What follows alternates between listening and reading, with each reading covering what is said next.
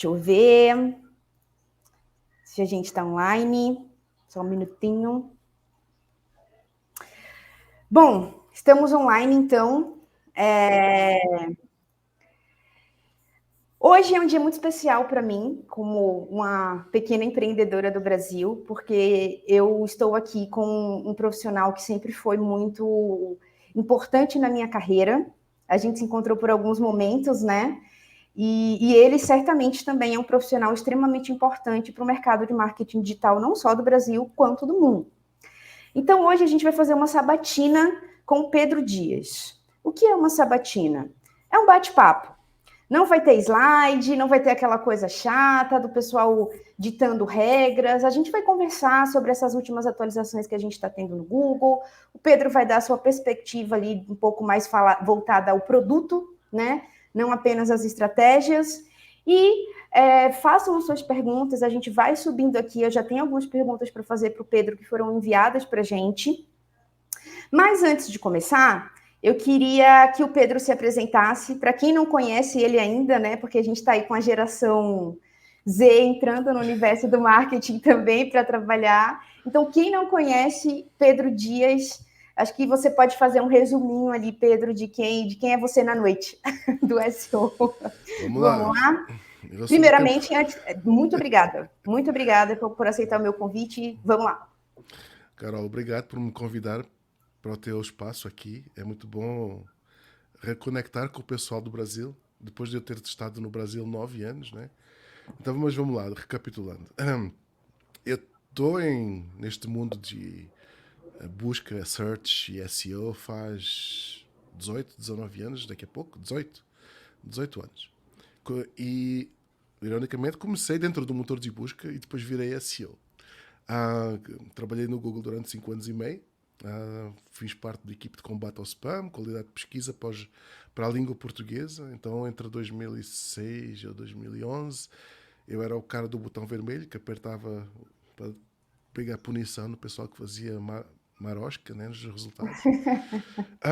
O pessoal me conhece muito daí, dessa época.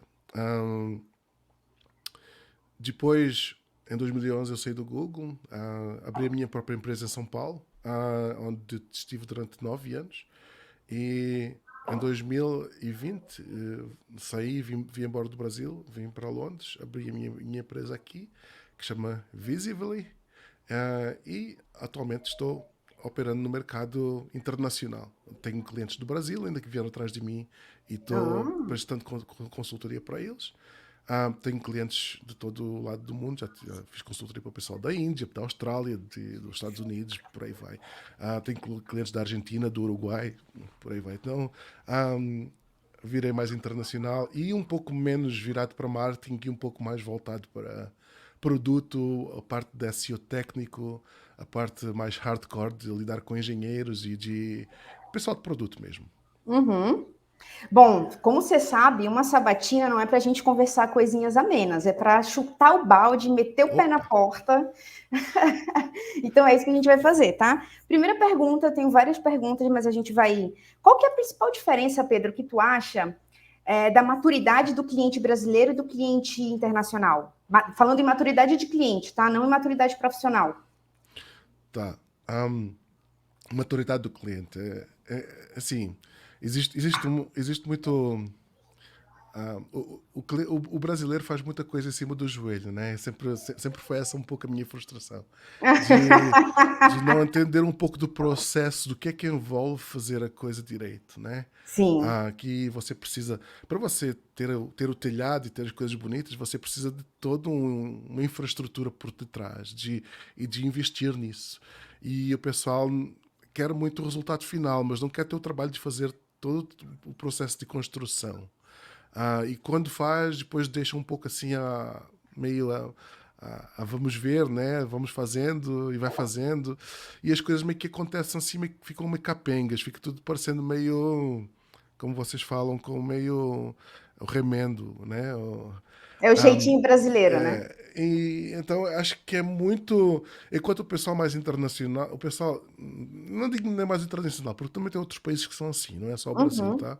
uhum. Portugal, eles não têm nem noção do que é SEO, então vamos nem começar por aí, tá? Então, ah, mas, por exemplo, o cliente inglês, o cliente australiano, o cliente dos Estados Unidos, ele tem uma literacia diferente. Conversei com pessoas de 70 anos de idade que são proprietárias de site. Meu, Uhum. e ele fala comigo com uma destreza e conhecimento de coisas que muita gente que está começando ou que está ou é sénior, avançado, hoje é SEO no Brasil, nunca falou. Ou não consegue abordar. Não tem. Então porque eles vivem isso e há bem mais tempo. Eles, sei lá, têm talvez o nível de educação é diferente, as coisas começaram com um nível de profundidade diferente e as pessoas têm uma orientação diferente na vida. E acho que isso faz eles entenderem o porquê das coisas um pouco mais a fundo. Que às vezes parece que nos negócios do Brasil isso não vinga, não transparece. É tudo muito. Vamos fazer acontecer e existe pouco empenho de trabalhar naquilo que fica por trás do palco, dos bastidores, que é o que suporta Uhum. que suporta o palco, né? Mas o pessoal trabalha muito no palco e pouco nos bastidores. E às vezes faz mais falta trabalhar nos bastidores também. Então acho que falta muito isso. Na Montar o minha. bastidor, né? O Pedro, ó, eu vou começar aqui com algumas perguntas, tá? Eu acho que não sei se vai dar tempo da gente fazer todas. O pessoal mandou bastante pergunta, principalmente também pelo e-mail. E eu vou fazer aqui, elas são relacionadas a produto, motor de busca, Tá? mas também ali a estratégias que a gente está vendo agora bastante esse comportamento, principalmente com relação às inteligências artificiais que estão por aí. Então, bora lá. Primeira pergunta. Quero agradecer aqui também a quem mandou, a quem está assistindo a gente. Se tiver algum problema no som, alguma coisa no vídeo, vocês avisam que a gente resolve por aqui, tá? Bora lá. No SEO técnico, o que influencia no ranqueamento de verdade? Todas as métricas do Core Web Vitals ou apenas algumas? Aí a pessoa complementa. Se eu for aprovado no mobile e no desktop, isso vai influenciar no meu posicionamento? O quanto que isso influencia no meu posicionamento? Olha, gente, é assim, é sempre um pouco difícil fazer correlação entre coisa técnica e ranqueamento. Acho que o que a gente precisa entender é que o lado técnico, ele proporciona o Google e os motores de busca ter um entendimento do seu site da maneira correta, certo? Então, todos nós queremos que o Google enxergue o nosso site da maneira correta e que ele consiga extrair tudo o que é relevante para ele de uma maneira eficiente. Ou seja, o lado técnico ele visa, sobretudo, trabalhar eficiência no processo do motor de busca extrair a informação dos sites. Uhum. Um, Se isso depois vai ter uma correlação positiva com o ranqueamento, assim, existem várias coisas que são. Ranqueamento é um resultado de um acumular de coisas. E é muito difícil dizer hoje em dia que, se eu fizer essa mudança do Core Web Vitals, vai me ajudar. Meu, pensa assim, é mais um grãozinho de areia. Tá. E todos os quesitos técnicos, todas as coisas técnicas, contam como um grãozinho de areia que você está colocando. Então, na sua unidade, na singularidade, fazer ou deixar de fazer, às vezes não importa muito. Mas no todo, obviamente, acaba por importar.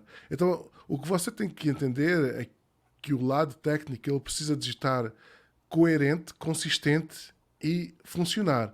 Porque se ele não funciona bem, em algum momento ele vai impedir o Google de entender o seu site corretamente e de ranquear ele. Agora é assim, pensa no seguinte, o pessoal falou em Core Web Vitals. Hum. Core Web Vitals é relacionado com experiência hoje em dia. O Google, a gente antigamente falava em velocidade de carregamento, page speed, né? Isso Uhum. migrou para Core Web Vitals. Porquê? Porque Core Web Vitals ele vira a experiência que o usuário tem no site, não é só a velocidade de carregamento do site, que é uma coisa meramente técnica. Por exemplo, CLS, que mede a estabilidade do site, a estabilidade dos elementos no HTML. Se eles não dançam por ali enquanto estão o processo de renderização do HTML. Isso, de certa forma, não é a velocidade de carregamento, não é uma coisa. É uma coisa que é meramente experiência, né? Só que isso não se traduz imediatamente no melhor ranqueamento. Isso se traduz numa melhor experiência que os usuários vão ter no seu site, os usuários vão começar a preferir o seu site e o Google vai entender isso através dos sinais que os usuários vão demonstrar quando eles estão buscando ou fazendo buscas relacionadas com o que você faz. Eles preferirem o seu site, sei lá, olhar, fazer uma busca e já colocar o nome do seu site na frente. Isso são coisas que são fomentadas por proporcionar uma boa experiência e ter um bom Core Web Vitals. Então, hoje em dia o Google vê o Core Web Vitals como uma coisa de desempates, né? Aliás, se você tem outras coisas técnicas no seu site que precisam ser melhoradas, eu sempre falo, deixa o Core Web Vitals para último. Uhum. É tipo um polimento que você dá no total. Então é assim, vale a pena trabalhar? Vale, se você não tem mais nada para fazer. E é preciso você também não ser obcecado com isso, porque é bom de trabalhar até você estar ao nível. Se você conseguir fazer melhor que todo mundo, beleza. Se você tem que trabalhar 80% do seu tempo para melhorar 10%, talvez não valha a pena. Você precisa de ver se você está ali no páreo com a sua concorrência. Isso que importa, você se comparar com a sua concorrência em termos de Core Web Vitals e ver se você não está destoando muito para o negativo. Então, uma coisa interessante para a gente supor de tudo isso que tu disseste é o seguinte: Core Web Vitals não é ele que influencia no posicionamento, contudo, ele ajuda o usuário a ter uma melhor navegabilidade, o que é mais importante, Exato, até né? porque não é o Google Uhum. que mede, não é o Google Bot que mede Core Web Vitals. São as pessoas. São Uhum. as pessoas que usam o navegador do Chrome, que têm experiência no seu site tanto nas partes fechadas como nas partes abertas, e tudo isso, né? Tudo isso acumula e passa para o Google como sinal, né? Então, se as pessoas têm uma experiência ruim, né? Acaba por se transformar num resultado ruim. Então, existe essa. Tudo passa pelo usuário. Entendi. Aí eu tenho uma pergunta aqui, neste processo, é uma pergunta bem capciosa, que a pessoa fala assim, tu comentaste, né, sobre essa importância da gente ter essa experiência bacana ali para o usuário, e aí a pessoa pergunta assim, ó, pensando em user experience, se tu achas que a usabilidade, o processo de navegabilidade do site de forma mais fácil de uma página, em algum momento, vai importar mais do que a informação ou o conteúdo que tem nela? Acho que não, né? Não, não necessariamente. Só que é mais uma vez assim, a navegação e a navegabilidade, mais uma vez, elas ajudam duas coisas. Ajudam a experiência do usuário e ajudam a linkagem interna.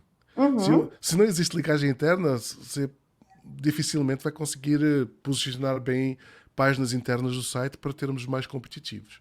Porque certo. é a linkagem, são os links que passam de umas páginas para outras que levam ao PageRank, né, dos links que linkam na home, a distribuir por todas as páginas do site. Então, aí você já está comprometendo um aspecto importante de SEO. Depois, assim, tem páginas que são feitas para não ter uma navegação muito rebuscada, muito, sei lá, avançada. Basta ter uma navegação básica, voltar para home, ou, sei lá, voltar para ir para algum lado. Ou existem outros tipos de páginas que precisam realmente ter uma navegação. É ruim não existir uma navegação que permita ao usuário sair daquilo, porque aí vai dar um contexto ruim para essa página, que essa página ela existe num vácuo, né? Ela existe Uhum. ou é uma página órfã, né? Ela tem que ser linkada de qualquer lado e proporcionar ir para qualquer lado. Então não é o aspecto de ter uma navegação que vai dizer que se é bom ou ruim, é, o, é, o- é os- é as características da navegação, né? Exatamente, né? Também tem a intenção da busca do usuário ali, né? Tem que ser, tu vai oferecer para ele o que ele Exato. entende. Boa, um ponto. A gente entende assim também. Uma pergunta aqui que chegou: como é que a pessoa pode começar a aplicar o Product-Led Growth numa estratégia de SEO e conteúdo? Olha, Product-Led Growth é Dá muito para fazer? você. Dá para fazer?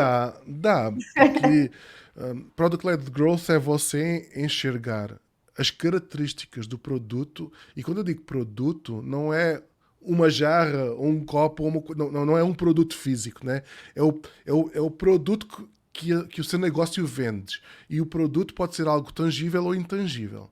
Por exemplo, Uhum, o Ahrefs vende um produto, que é o tá. serviço de. É aquele serviço. Um serviço também é um produto de uma forma intangível. Então, acho que a gente precisa se abstrair um pouco do conceito de produto, né? E entender que características tem o meu produto que os usuários querem, né? E como é que isso né, anda em volta da SEO. Por exemplo, quando eu trabalhei com os app móveis aí no Brasil, uma Hum. coisa que se aprimorou muito foi o FipZap. Não sei se vocês devem conhecer o que é o Sim, sim, FipZap. sim. FipZap, sim. FipZap é uma coisa que só o Zap tem. E é uma coisa que é o produto deles é aquilo. Porque eles têm um histórico tão grande de operação no mercado e um tempo tão grande de operação no mercado que eles conseguiram ter, né, um histórico de variação de preços de aluguel, de venda por cidade, por bairro, por que quer que seja. Que é algo, é uma característica do produto deles. Como é que a gente vai usar isso em termos de SEO? Vamos transformar isso no FipZap. Foi o que aconteceu lá atrás, lá em 2000 e bolinha. Então, isso é usar SEO de um ponto de vista de produto, é criar coisas que derivam do seu produto, sejam eles dados, sejam eles funcionalidades para o usuário, que resolvam um problema da pessoa de uma forma talvez até grátis, que a pessoa tenha acesso àquele recurso e que Uhum. vai gerar buzz, vai gerar link para o seu site, vai gerar atenção, vai gerar na mídia, vai gerar que todo o mercado meio que olhe para o seu produto como você tendo uma característica única. Então, Product-led growth em SEO é isso. Vamos fazer um brainstorming do que a gente oferece como produto para o mercado e ver o que é que a gente tem de único, de forma que a gente possa, né, atender uma demanda de pesquisa e se posicionar de uma maneira única e através disso atrair, né, atrair link, atrair relevância, atrair Uhum. crescimento. É isso, É uma basicamente. maneira de a gente agregar valor, né, Pedro? É um Ao posicionamento de produto. mercado. É tangibilizar um posicionamento de mercado, basicamente. Beleza. Me dá um exemplo de uma empresa que tu acha que fez um trabalho desse de uma forma muito legal? Tu tem aí para a gente conversar? Tirando a Apple. Hum, olha, não, mas a Apple tem o produto deles que é, né, na verdade, o produto da Apple nem é os produtos físicos que eles vendem, é a abordagem que eles têm com o design. Esse é o Tá. produto da Apple. Uhum. Não se iludam. Um, a maneira como eles abordam o design, eles têm aquela visão de nós fazemos diferente. Nós fazemos diferente porque eles esperam todo mundo fazer e eles não são os primeiros a fazer quase nunca. A Apple, É. quando lança alguma coisa, já alguém fez. Só que a proposta deles é eles vão fazer melhor. Eles vão fazer como deve ser feito.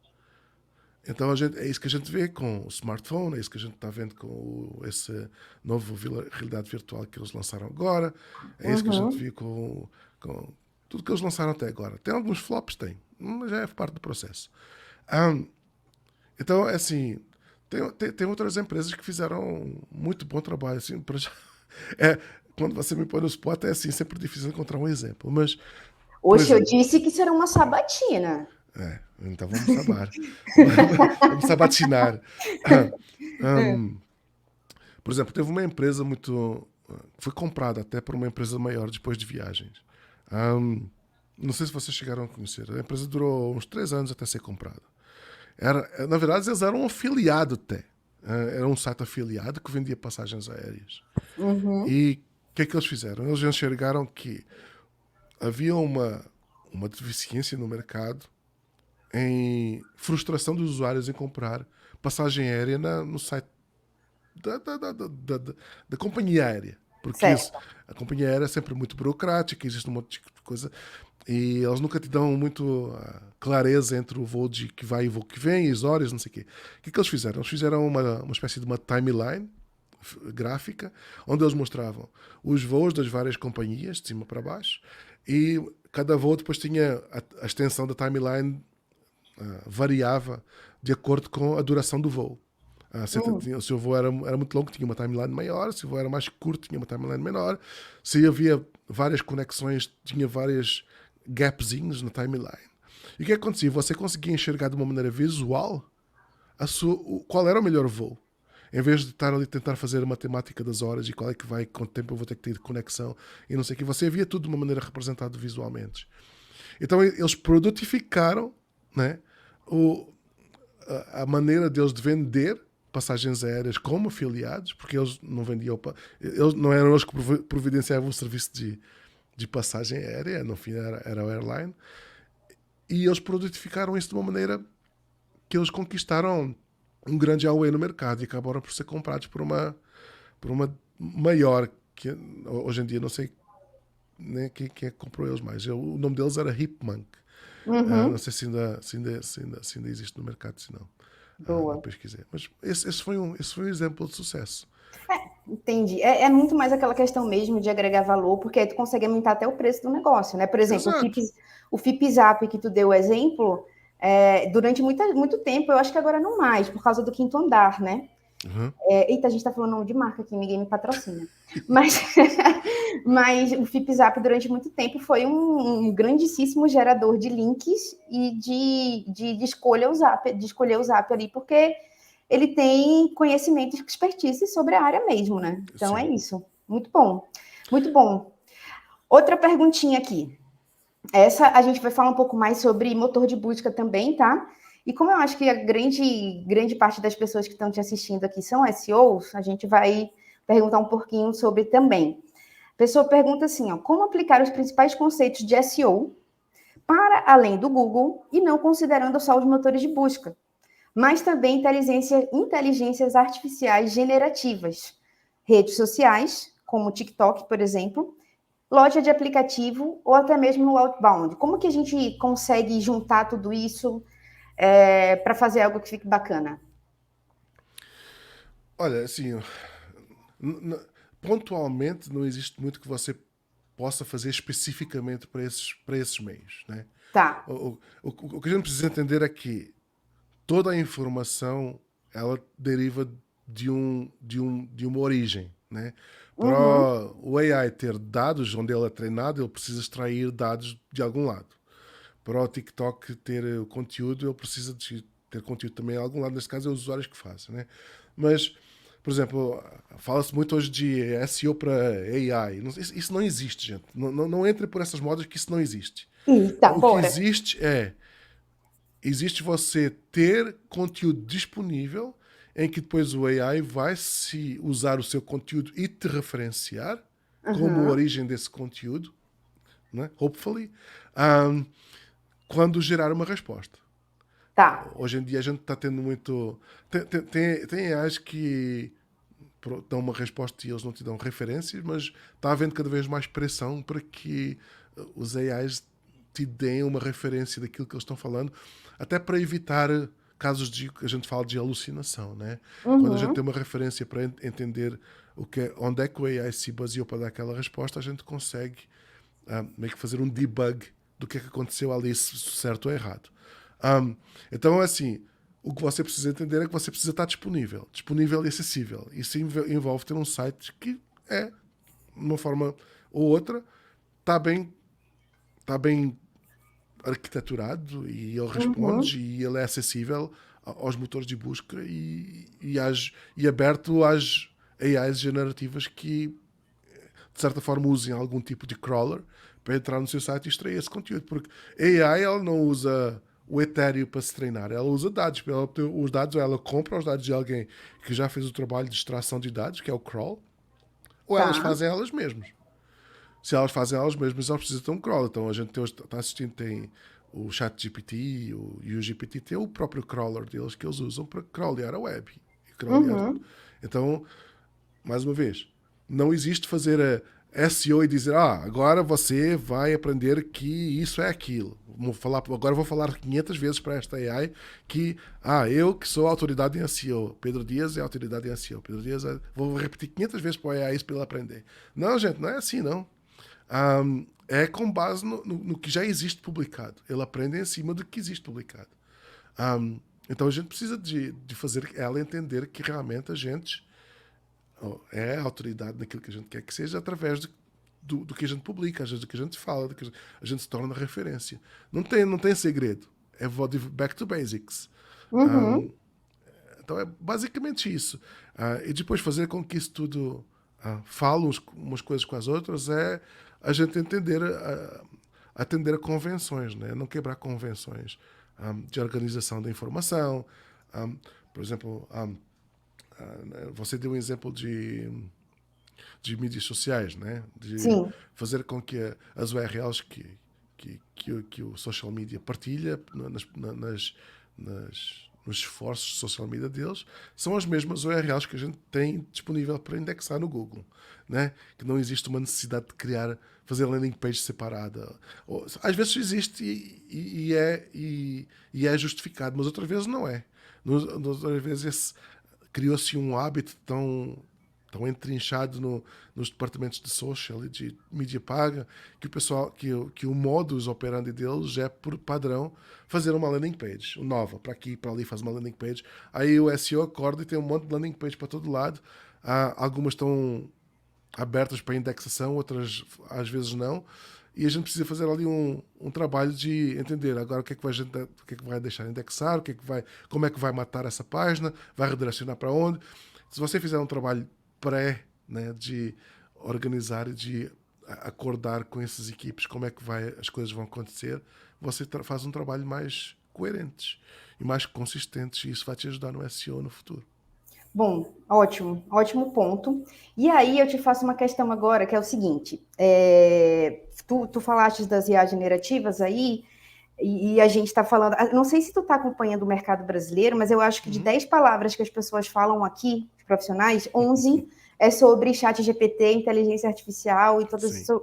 Assim, tá uma coisa, parece que. Eu sempre costumo dizer, né, que a gente tem hiperfoco em alguma coisa, mas não é possível. O brasileiro deve ter problema de hiperfoco, porque a gente só fala disso, assim, eu já tô até cansada. Virou modinha.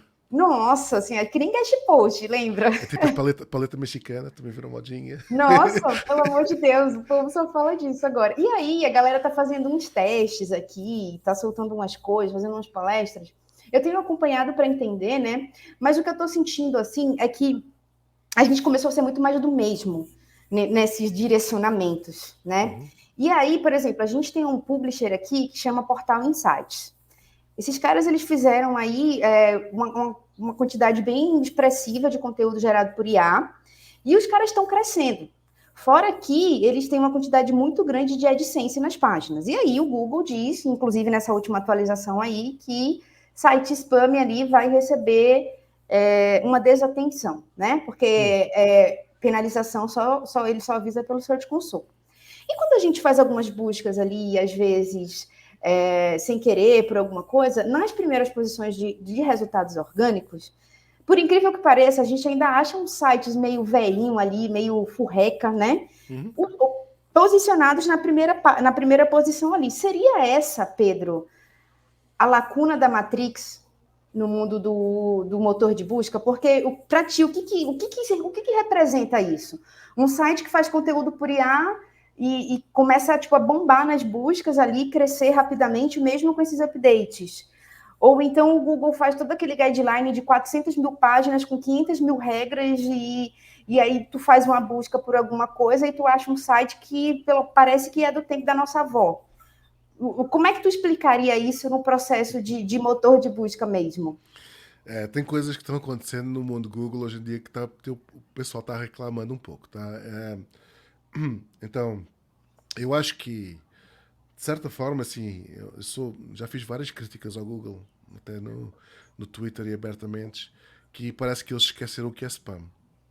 Hum, Ah, então, eu já falei várias vezes que parece que eles esqueceram o que é spam. E não sei o que é que aconteceu no Google de há uns 2 ou 3 anos para cá, que parece que meio que, sei lá, alguém chutou alguma coisa lá que desconectou e não está funcionando como deveria funcionar. foi Ah, pane. deve ter sido. Não sei. Sei que tá horrível.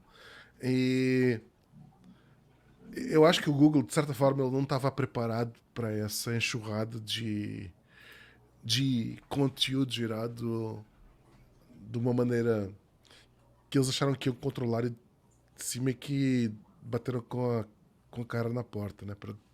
A falta de outro, outro termo. Eu acho que o Google meio que está sofrendo algum tipo de de abuso, eles não estão sabendo lidar com isso, eles estão querendo lidar com isso de uma forma algorítmica e não sei se estão conseguindo virar a chave. Ah, de certa forma, assim, o que eu recomendo. Assim, sempre houve do Google uma recomendação por não ser. Assim, posso falar do meu tempo. No meu tempo, o que o Google recomendava era se não ter um site que fosse ah, excessivamente comercial, ou seja, ter uns anúncios todos acima da borda, de fazer sites made for AdSense, né? Que era aquilo que se via muito no mercado. E o pessoal fazia um monte disso, não sei o quê, e o Google ia lá e de certa forma ele conseguia identificar e derrubava. O que acontece muitas vezes, e em casos mais esdrúxulos, é que aquele, por vezes, era o melhor resultado para aquela busca. E se você tirasse aquele resultado, o que vinha a seguir era pior. Então, você tinha um resultado que era ruim, mas que Uhum. os resultados subsequentes não eram melhores do que aquele. Um, Eram talvez piores em termos de que talvez fosse um site mais limpo, mas não respondia à questão do usuário, ou não entregava ao usuário aquilo que prometia. Ou então tinha várias. Há várias considerações que precisam ser feitas. Não é só porque um site tem muito AdSense ou repete muito uma palavra que está fazendo errado e agora tem que tirar, não devia estar ali. Isso é o síndrome de spam, que é site posicionado acima do meu, né? Ah, então tem que haver um pouco de discernimento e autocrítica e dizer, tá, se eu tirar este resultado, o que vem a seguir é melhor e o que vem a seguir é esse, é melhor. Então existe esse exercício que precisa ser feito. Hoje em dia o que está acontecendo, como eu te disse, há várias casos esdrúxulos Sim. aparecendo na busca e parece que o Google está atuando de uma maneira bem reativa. Tá? Eles estão esperando Uhum. que aconteça alguma coisa, que o pessoal se queixe e eles vão lá e fazem alguma coisa. Então teve uma varrida agora, ultimamente, nos últimos meses, desse pessoal que fazia site, produzia 800 páginas por dia com AI para monetizar e aquilo era um lixo. Né? O Google meio que parece que correu atrás disso. Eles agora vão, a partir de agora, do dia 5 de maio, acho que vão fazer uma outra alteração também de spam, que vai correr com mais um tanto. Então, do dia Uhum. 5 de maio para a frente, eles vão lançar uma outra atualização complementar essa. E, mas do resto, assim, está meio incógnito, tá? Tá meio uma incógnita do qual é a direção que a gente tem que correr. A minha aposta é, se você está trabalhando para um site em que não pode arriscar o futuro dos sites, meu, faz da maneira correta, vai de acordo vai ver, segue as diretrizes de qualidade, etc. Se você quer fazer dinheiro online, se quer queimar, não tem problema de queimar o site, quer correr o risco da vida louca, meu, vai lá e faz. Que agora está Uhum. dando certo. Mas depois não se queixa daqui a 2, 3 meses que tudo morreu e não tem mais. É isso. É, É o que eu sempre falei. Então é assim, não tem não tem segredo, não né? tem segredo. Não tem também uma regra, assim, porque o que funciona para um, às vezes pode não funcionar para outro. Exato, exato. E às vezes existe mas aquele concorrente meu está fazendo e está se dando bem. Meu, acontece. Acontece o cara escapar por alguma razão. Você pode ir lá e denunciar o cara e ver se acontece alguma coisa. Mas eu chutaria que mais vale você continuar olhando para a frente e em vez de deixar de olhar no retrovisor e continuar construindo o seu caminho e fazendo a coisa certa. Ah, Certamente. Também acho. Ô, Pedro, a Alessandra, ela está perguntando aqui, ó, será que isso não é uso de IA no próprio Google? Olha, pode ser. Eu acho que, assim, em 2006, Hum, eu tive várias conversas com o pessoal do Google e eu sei que eles fizeram um grande esforço de combate ao spam virar grande parte dele autónomo, né? Inclusive com coisa que eles chamam spam brain, eles já falaram isso publicamente, então posso falar hum. ultimamente, mas lá na altura eles tinham falado que muitos dos esforços estavam sendo passados para uma forma mais automatizada. E eu creio que provavelmente é isso que está acontecendo. Provavelmente os esforços de de automatização deles internos estão meio que sendo enganados pelos esforços de automação externos, que acabam por ser não tão fáceis de pegar como eles achavam que seria. Talvez eles acharam que seria mais óbvio e mais fácil de pegar. Não sei, acho que eles. Eu acho que eles subestimaram. Eu acho que eles subestimaram e agora estão se dando um pouco mal de acordo com isso, mas Erraram, né? Tu acha que o SGE é uma tentativa ali de fazer alguma coisa com relação a isso? eu acho, pode ser. Eu acho que o SG é uma, o SG o Google quis mostrar ao mundo que eles não estão atrás no mundo de AI, né?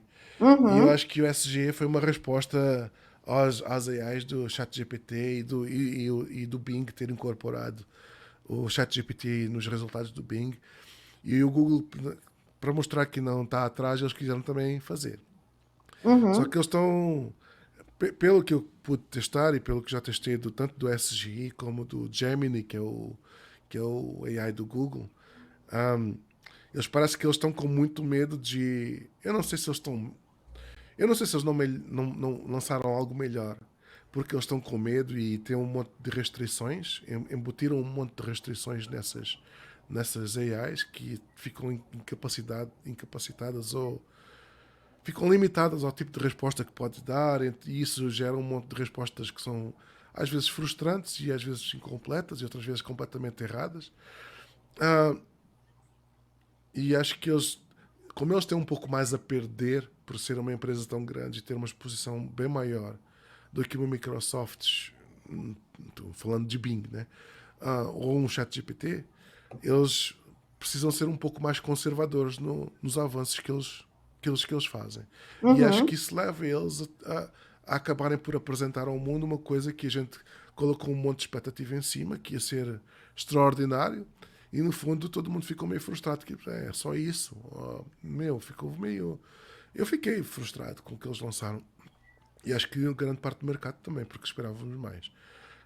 Tendo em conta que foi o Google um dos grandes precursores de AI, eles têm um monte de gente com eles que foram os inventores, que foi o pessoal que inventou AI, a maneira, esses, os transformers e essas coisas vectores de palavras, foram eles que inventaram tudo isso, patentes e tudo. Mas parece que eles meio que não conseguiram aplicar, ou se conseguiram, tiveram medo e meio que decidiram ficar de pé atrás. E isso jogou mal contra eles.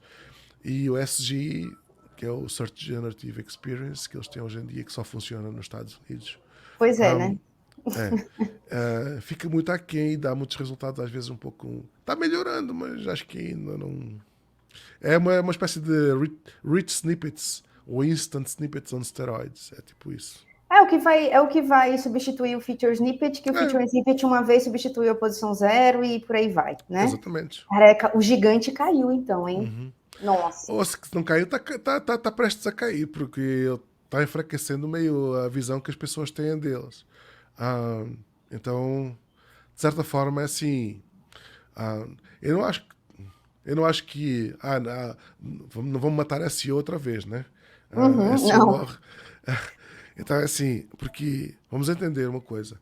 Assim como o social tem o seu lugar, antes de social ser social, a gente fazia tudo no Google, porque o Google era o único meio que nos permitia ser sociável. A gente tinha um blog, a Uhum, gente convidava os amigos a vir no nosso blog e a gente trocava links com os amigos dos outros blogs, porque era essa a maneira que a gente tinha de socializar. A partir do momento em que apareceu o social, essa parte que a gente fazia nos motores de busca porque não havia outra maneira de fazer, a gente começou a fazer onde se faz, que é social.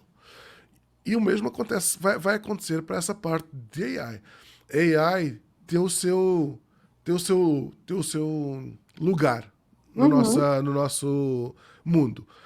Se eu quero uma coisa mais personalizada, ou se eu quero fazer uma coisa que é muito específica para mim, eu mais vale fazer através da AI do que fazer uma busca.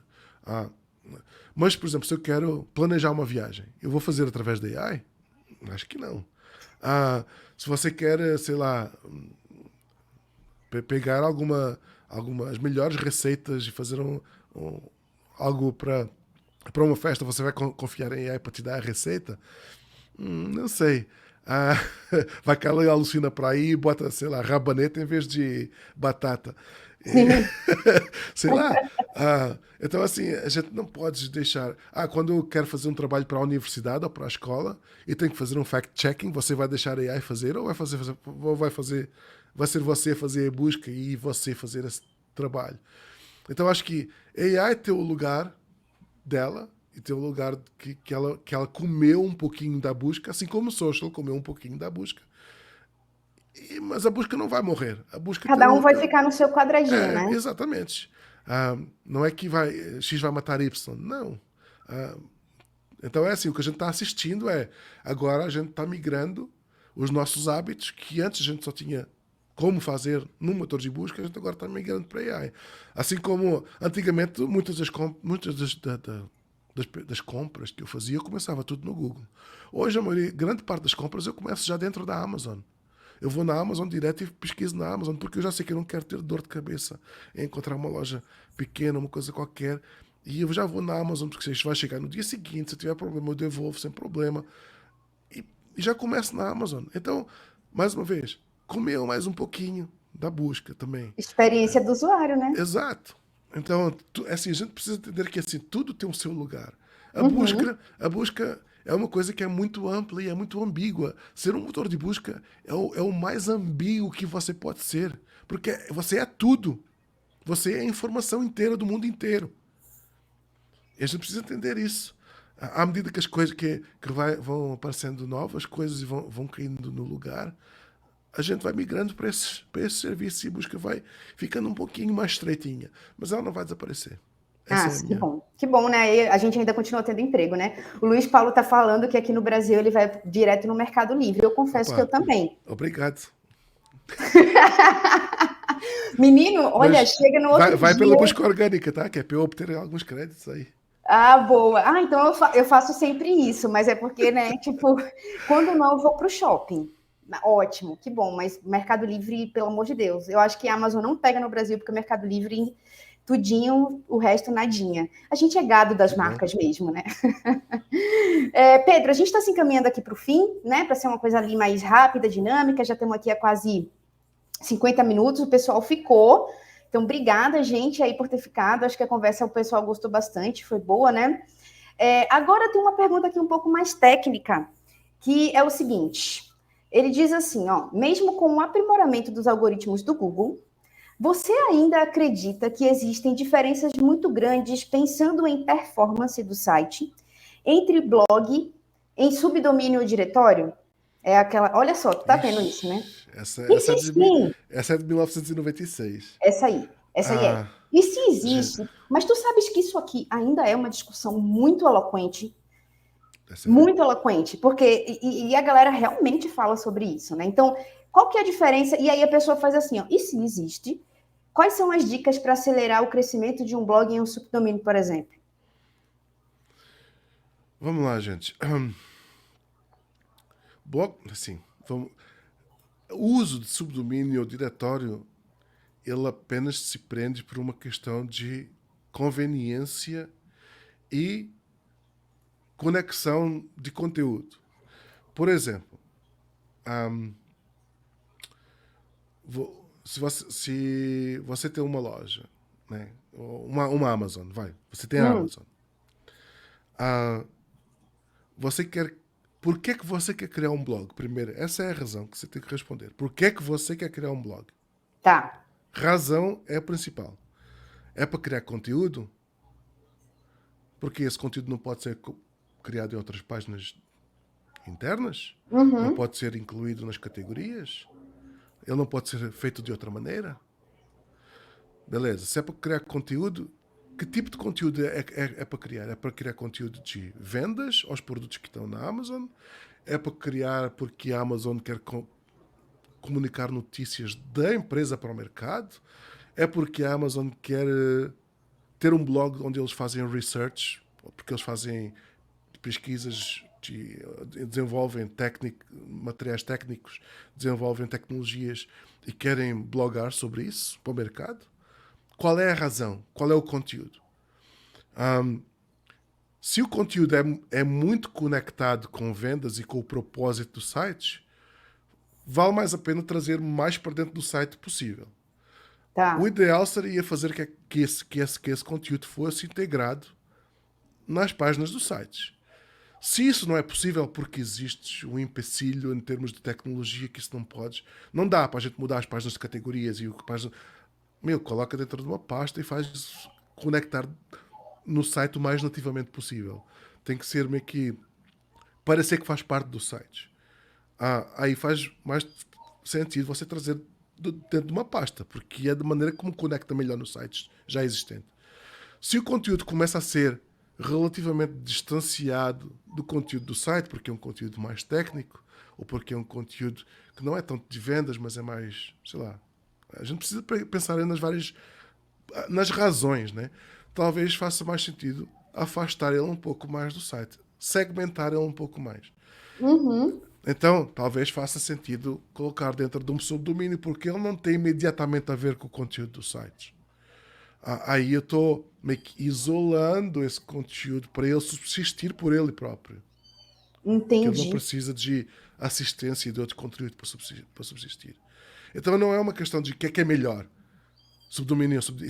Isso é a pergunta burra de se fazer. Desculpa falar assim, mas isso me irrita ao ponto de eu falar que essa é a pergunta burra para se fazer. Isso é uma sabatina. A pergunta que você deve fazer é qual é o propósito desse conteúdo? E depois, blog é o formato apropriado, porque a gente tem também a abordagem imediatista e um pouco burrinha de pensar que Uhum. conteúdo só existe em blog. Não. Conteúdo existe em vários formatos. Existe Sim. conteúdo gráfico, existe conteúdo áudio, existe conteúdo vídeo, e não necessariamente você precisa de uma abordagem cronológica, que é um blog, para ter conteúdo. Conteúdo pode ser perene e persistente e não precisa de atualização. Conteúdo pode ser até alimentado via API, se eu tiver um e-commerce e tiver categorias que mostram, sei lá, a evolução de compra desse produto ao longo do tempo, eu vou conectar isso num API de dados, numa base de dados, e não vou precisar mais atualizar aquele conteúdo porque ele se auto-atualiza automaticamente através dos dados do site. Essa é a Uhum. melhor maneira de criar conteúdo para sites de alto volume de e-commerce. É através de conteúdo gerado por dados, em que você não precisa ir lá e editar a categoria na mão e falar da história daquele produto. Porque ninguém quer. Vamos ser sinceros. Quem de vocês que vai comprar um produto vai ler a história do produto ou ler tudo aquilo que vocês escrevem para SEO no site? Nada. Nada. Certo. Então, por que a gente não muda? Por que a gente não faz melhor? Existe maneira de fazer melhor, só que a gente não pensa na maneira de fazer melhor, ou por ignorância, ou por sei lá, preguiça. Zona de conforto, né? Zona de conforto. Tá dando certo aqui, então eu vou fazendo aqui mesmo e é isso Exato, aí. vou fazer igual que o meu concorrente está fazendo, porque está resultando para ele, não vou nem pensar diferente, vou fazer igualzinho, copy-paste aqui, vou mudar as keywords, eu vou fazer igual, vou fazer um blog. Até porque sair da zona de conforto dá um trabalho, Dá um né? trabalho do caraças. É, completamente. Não, concordo plenamente contigo. Caraca, por isso que eu te amo. É, deixa a última pergunta agora. Tu disse que o SEO realmente não vai morrer, né? Não vai mesmo e tal, porque se fosse assim, a televisão tinha destruído o rádio. Exato. Sabe, esses dias a gente estava conversando com a minha equipe e veio uma comparação muito grande, que na verdade o SEO nada mais é do que o Orkut. Tu te lembra do Orkut? Lembro. Então, é que as pessoas ficavam brigando pelo lugar no top do depoimento do Orkut. Aí é o SEO mesmo. O que tu diria, Pedro? O que tu acha que vai ser assim de tendência, expectativa mesmo, sabe? Eu penso muito no mercado brasileiro, em que a gente ainda está fazendo esse tipo de pergunta e que a gente ainda está preocupado com se o conteúdo é de A ou não de A. Então, assim, sei lá, um conselho teu que já esteve neste mercado, que agora está em outro mercado e que tem uma experiência incrível de 18 anos mesmo, como a gente estava conversando, né? O que tu acha, assim, sei lá, que a pessoa deveria mais se dedicar para não ficar nessa de, fulano disse uma coisa, aí eu vou fazer isso aqui porque tá dando certo, aí eu vou fazer guest post porque todo mundo tá fazendo e aí funciona, aí eu vou botar meu site no diretório, aí link building não importa mais, agora é só digitar o PR e acabou. Parece que a gente vai ditando regras para a gente mesmo se prejudicar, Sim. né? O que tu Então, diria para esse universo profissional que a gente tem? Eu acho que a gente tem falta de entender e entender mesmo o porquê que a gente está fazendo o que a gente está fazendo. E isso passa por. Ainda ontem eu tive um call com uma menina que eu estou sendo mentor dela e ela está Uhum. querendo aprender SEO. E a primeira pergunta que ela me fez foi: olha, eu vi este curso aqui, aquele curso ali, eu não sei o quê, que curso eu faço? Eu disse assim para ela: não faz curso nenhum de SEO. Você não vai aprender SEO fazendo curso de SEO. Você vai aprender SEO lendo livros sobre arquitetura de informação, sobre usabilidade, sobre acessibilidade web e você vai aprender o porquê que você está fazendo essas coisas. Porque aí você vai entender o porquê que o mecanismo de busca funciona da maneira que funciona e porquê que você faz as coisas de SEO da maneira que faz. E você vai saber questionar o porquê que tem que ser usado o diretório ou o subdomínio e você vai saber questionar o porquê que às vezes você precisa de quebrar a diretiva ou a best practice de SEO e fazer diferentes. E você precisa de saber ignorar a luzinha verde do Yoast e você precisa saber ignorar as best practices que o mercado fala e fazer uma coisa diferente. É, por, e você só aprende isso lendo, lendo e aprendendo os alicerces, as fundações de SEO. Uhum. E isso não está em checklist, isso não está em curso de SEO, isso não está em discurso de nenhum SEO que vai te dar o segredo num palco qualquer de um evento bacana. Isso está em você ir aprender os princípios que eu te falei aqui: arquitetura de informação, usabilidade, acessibilidade web, recuperação de informação, lê um pouquinho, information retrieval, tem umas coisas complexas lá no meio, ignora, passa por cima, tira o que você consegue Não vai e te depois prejudicar, volta. né? Uhum. Não vai te prejudicar. É assim, eu acho que o pessoal fica tão fixado em querendo correr atrás do algoritmo e das coisas que estão acontecendo em SEO e ficando em cima do nossa, e o que é que agora? E qual é a última buzzword que está sendo falado em SEO? Que a gente esquece de entender o porquê que a gente está fazendo aquilo. E a gente emburrece, porque a gente fica só com o output na mão, a gente não Uhum. entende porque que um, a gente está reportando aquilo para os clientes, a gente só reporta porque está na checklist e às vezes não faz sentido nenhum. Ah, então é por isso que eu sou um pouco contra o pessoal que fica agarrado a extensões, ferramentas, checklist para fazer as coisas e não sabe fazer de uma maneira mais manual ou pensar, né? Como é que pode diagnosticar? Se eu te tirasse as ferramentas de SEO hoje e só te desse o Chrome e o Google, o que é que você conseguiria fazer de SEO? Muito pessoal não sabe fazer nada. Não sabe nem usar o Nossa, operador. exatamente. E aí Então, só posta o artigo se o Yoast ou o Rank Metric estiver verdinho. É isso. então, É tudo gato. Aí, sabe aquele ditado, quando o burro muda quando a grama muda de cor, o burro morre de fome? É isso, infelizmente menino. é Às isso. vezes eu fico passada. Então, eu Passada. acho que o que o SEO precisa de entender é que nós somos, eu me incluo nisso, nós somos resolutores de problemas. Nós resolvemos Uhum. problemas. E o SEO ele fica mais ou menos experiente de acordo com o leque de vezes ou a quantidade de vezes que ele resolve o mesmo problema. Então, uma vez que eu via um problema 50 vezes, eu consigo, né, eu já vi ele 80 vezes, consegui resolvê-lo 50 e hoje 25 delas faço de olhos fechados. Ah, isso me dá experiência.